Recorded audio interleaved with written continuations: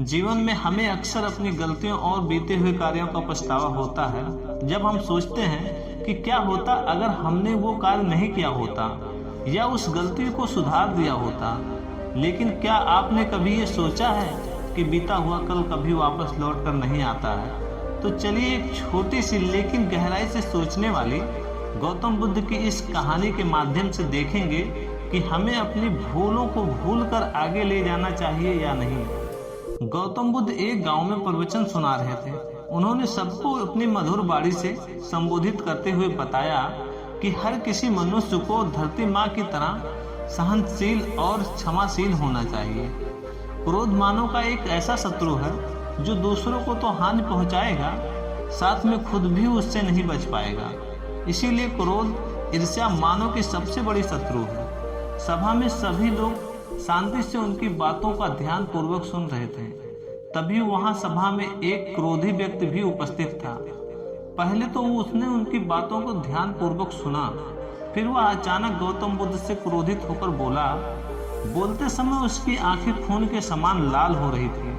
उसने बोला, तुम एक ढोंगी हो, यहाँ बैठकर लोगों को बेवकूफ बना रहे हो। ये जो भी तुम कुछ बोल रहे हो ना, इसको सचमुच करना बहुत मुश्किल है, समझे?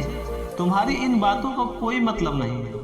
ये सब बातें कोई मायने नहीं रखती हैं असल जिंदगी में। कहानी सुनाना बंद करो धूर्त महात्मा, और जहाँ से आए हो वहाँ वापस चले जाओ।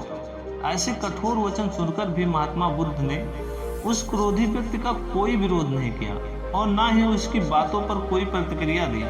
शांत रहे और अपना काम करते रहे, जिससे वो व्यक्ति और भी क्रोधित हो गया। उसकी समझ में कुछ नहीं आ रहा था कि वो क्या करे। तब व्यक्ति ने महात्मा बुद्ध के मुख पर थूक कर चला गया।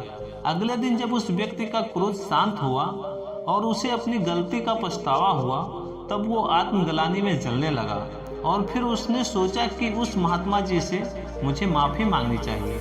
वो महात्मा जी की खोज में उसी स्थान पर पहुंच गया जहां महात्मा जी कल प्रवचन दे रहे थे। लेकिन महात्मा जी वहां कहाँ मिलने वाले थे? वो तो अपने शिष्यों के साथ अन्य किसी गांव की यात्रा पर निकल गए।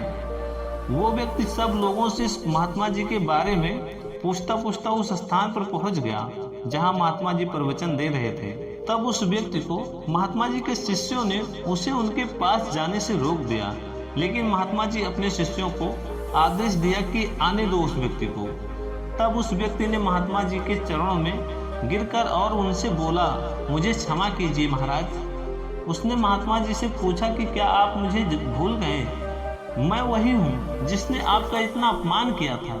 मैं अपने उस दुर्व्यवहार के लिए आपसे माफी मांगता हूँ। तब महात्मा जी ने बड़े शालीनता से उस व्यक्ति से बोले कि आप कौन सी बात कर रहे हैं? तब उस व्यक्ति ने बड़ी हैरानी से महात्मा जी की ओर देखा। फिर महात्मा जी बोले, मैं तो बीती बातें वहीं छोड़कर आया था, क्योंकि बीता हुआ कल कभी वापस लौट कर नहीं आता है। इसीलिए बीती हुई बातों की वजह से आज और अपना आने वाला कल नहीं बिगाड़ना चाहिए। जो हो गया सो हो गया। तुम्हें अपनी भूल का एहसास हुआ, यही सबसे बड़ी बात है। तुम अपनी गलती को मान लिए, सो तुम अब निर्मल हो गए। इसीलिए कोई भी ग्लानि अपने मन में नहीं रखो।